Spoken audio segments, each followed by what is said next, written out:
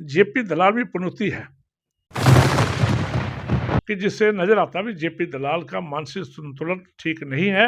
उनको मैं समझता हूँ जेपी दलाल भी चाहते हैं अगली सरकार हरियाणा में भाजपा की नहीं आए। इस स्मार्ट सिटी के नाम के ऊपर करीब 10,000 करोड़ रुपया कनाल में आ चुका है। पनौती वो होता है जो आदमी बिना सोचे समझे बोल दे, जिसके बोलने से नुकसान होता हो, जिसके कहने से नुकसान होता हो, जिसके कहने से बहु बेटियों के ऊपर एक चिन्ह लगता हो। करनाल स्मार्ट सिटी है, सीएम सिटी है और भाजपा के लोग भी दावा करते हैं कि करनाल का कायाकल्प हुआ है।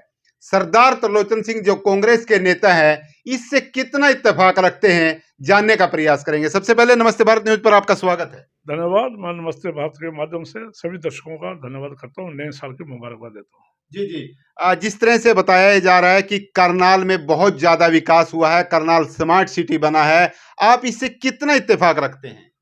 देखिए, स्मार्ट सिटी तो नहीं बना, लेकिन स्मार्ट सिटी भ्रष्टाचार का हब जरूर बना है। ऐसा कौन सा भ्रष्टाचार है जो करनाल के अंदर नहीं आया? चाहे वह डीटीपी हो, चाहे तहसीलदार हो, चाहे SC-PWD हो, चाहे डिपार्टमेंट हो, हुडा डिपार्टमेंट हो, चाहे पुलिस डिपार्टमेंट हो, बड़े से बड़े ऑफिसर भी अंदर गए हैं। भ्रष्टाचार का हब बन चुका है, क्राइम का हब बन चुका है सीएम सिटी।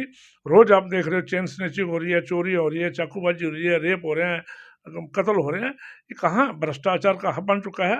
बाकी रह गए स्मार्ट सिटी के नाम के ऊपर करीब 10,000 करोड़ रुपया कनाल में आ चुका है। हम आपके माध्यम से आज फिर दोबारा मांग करते हैं कि श्वेत पत्र जारी किया जाए। कहीं भी कोई काम आपको नजर नहीं आएगा। जितने प्रोजेक्ट चलाए थे इन्होंने, मुख्यमंत्री महोदय ने, सारे बंद हो चुके हैं। कोई ऐसा नया काम नहीं हुआ।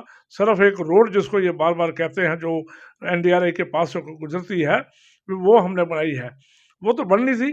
वो तो सिविल जो कल्पना चावला मेडिकल कॉलेज का बजट था, उसमें पहले ही आ चुकी थी। क्योंकि जहाँ भी मेडिकल कॉलेज बने, उसकी जो चारों तरफ की जो सड़कें जो उसको टच करती हैं, वो बढ़िया बनती हैं, अच्छी होनी चाहिए। लेकिन अभी तक एक ही सड़क हुई है।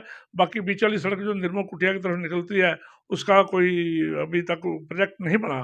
भ्रष्टाचार का हब बन चुका। कहाँ है स्मार्ट सिटी? कहीं जी स्मार्ट सिटी। जी। आपको बता दें, जो करनाल से बाहर के दर्शक हैं हमारे, आपको बता दें कि सरदार त्रिलोचन सिंह वो शख्स हैं जिन्होंने मुख्यमंत्री मनोहर लाल के खिलाफ चुनाव लड़ा था।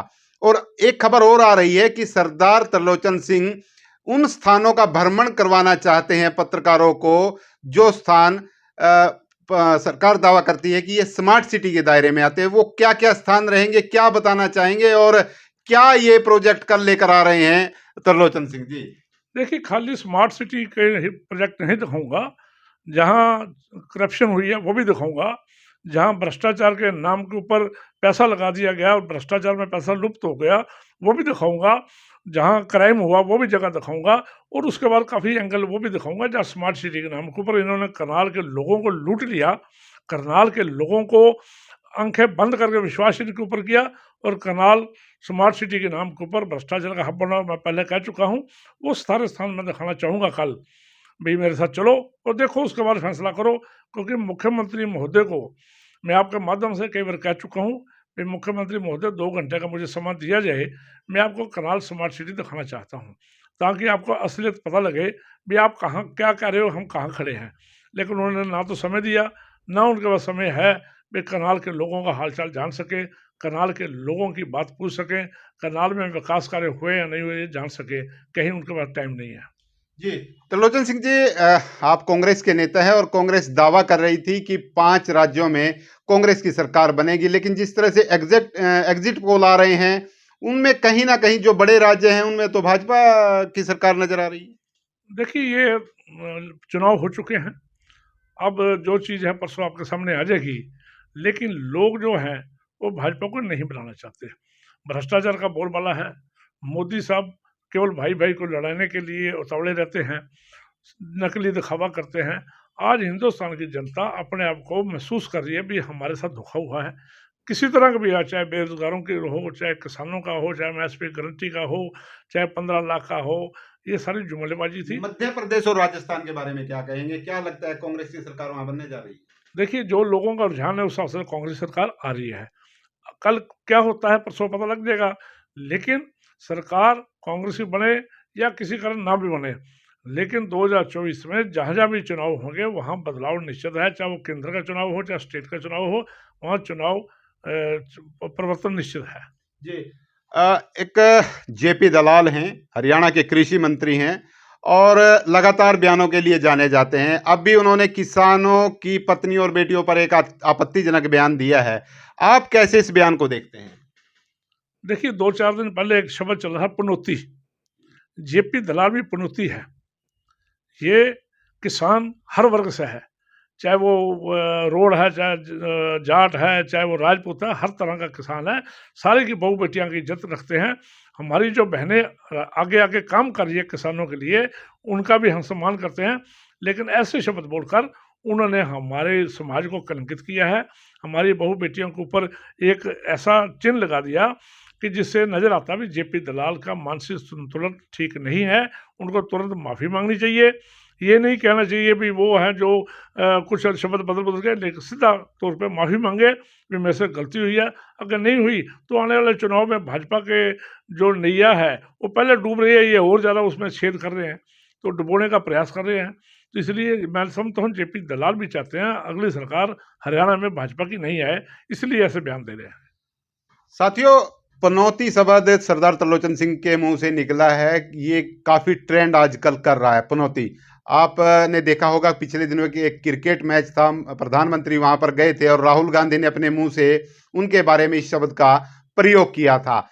कितना त्रिलोचन सिंह, आपने ये हरियाणा के कृषि मंत्री के बारे में इस शब्द का प्रयोग किया है और प्रधानमंत्री को लेकर पहले ही विवाद था, विवाद नहीं हो जाएगा जब आप उनको बता रहे हैं? देखिए विवाद पनौती क्या है? पनौती वो होता है जो आदमी बिना सोचे समझे बोल दे, जिसके बोलने से नुकसान होता हो, जिसके कहने से नुकसान होता हो, जिसके कहने से बहू बेटियों के ऊपर एक चिन्ह लगता हो, बहू बेटियों का अपमान होता हो, उसको पनौती कहने से कोई दिक्कत नहीं है। जी। आखिरी सवाल, करनाल में 9 वर्षों का भाजपा का शासन रहा है, मुख्यमंत्री मनोहर लाल यहाँ के विधायक हैं। आप कैसे देखते हैं इन 9 वर्षों को? आप किस तरह का बदलाव आप करनाल में देखते हैं? देखिए 9 वर्षों के अंदर हरियाणा के अंदर कुछ भी नहीं हुआ, कोई बदलाव नहीं हुआ। करनाल सीएम सिटी बना, सीएम सिटी रोहतक था, सीएम सिटी हिसार था, सिरसा था, भिवानी था, जहाँ विकास हुए। ये कहते हैं हम समान विकास कराएंगे, समान तो कहीं भी नहीं हुआ। और कम से कम करनाल का तो करा देते। करनाल का भी नहीं हुआ, हरियाणा का भी नहीं हुआ। ये 10,000 करोड़ रुपया जो बता रहे हैं भाई स्मार्ट सिटी के नाम पे आया है, ये कहाँ है? मैं एक बार फिर आपके माध्यम से मुख्यमंत्री महोदय से निवेदन करूंगा, मुख्यमंत्री महोदय करनाल में 5-4 दिन लगातार रहे, करनाल की गलियां घूमें, करनाल के मोहल्ले घूमें, करनाल की स्लम बस्तियां घूमें, करनाल के पिछड़े लोगों को घूमें। पहले से ना कि मैं फलाने मोहल्ले में जाऊँगा, वहाँ साफ सफाई हो जाएगी 2 घंटे के लिए। अचानक जाओ, कार में जाओ बैठकर, अचानक या मेरे साथ चलो, मैं दिखाता हूँ आपको। मैं पहले भी कई बार निवेदन कर चुका मुख्यमंत्री महोदय को। गए थे दशहरे के दिन अपना स्वरूप बदल कर गए थे। वो पंचकूला में गए होंगे, क्यों गए हमारे को क्या पता उनके दिल में क्या थी। ये तो बैठ के कह के जाए ना, मेरे साथ बैठे मैं दिखाता हूँ। अकेले चले गए कहीं, कोई मैंने अकेले यहाँ भी आते हैं ऐसे, तो वो कोई फर्क नहीं पड़ता। पर फिर पंचकूला का मैंने कह लेना, हम तो करनाल के सीएम है, करनाल के विधायक हैं, वो हम करनाल की बात करते हैं। करनाल के पत्रकारों को क्या क्या आप दिखाना चाहते हैं, एक बार बता तो दो, कौन कौन से स्थान रहेंगे? देखिए अभी कोई निश्चित नहीं है, आज शाम को करेंगे निश्चित क्या क्या दिखाना है, कल सवेरे दिखाएंगे। थोड़ा कुछ रहने दो, सस्पेंस भी रहने दो, कल हम दिखाएंगे आपको और लेके जाएंगे। तो उसके बाद जो होगा देखी जाएगी, फिर करेंगे। जी जी, बहुत बहुत धन्यवाद। तो ये थे सरदार त्रिलोचन सिंह, जो कांग्रेस पार्टी के जिला संयोजक हैं और अपनी बेबाक राय के लिए जाने जाते हैं। लगातार जो करनाल में विकास कार्य हो रहे हैं उन पर भ्रष्टाचार के आरोप इनकी तरफ से लगाए जा रहे हैं और जिस तरह से आज एक बार इन्होंने कृषि मंत्री जेपी दलाल पर भी निशाना साधा है और उनको पनौती बता दिया है। तो सभी साथी इस खबर को देखें भी, शेयर भी करें और कमेंट के माध्यम से बताएं आपको ये खबर कैसी लगी। विशपाल राणा, नमस्ते भारत न्यूज के लिए, करनाल।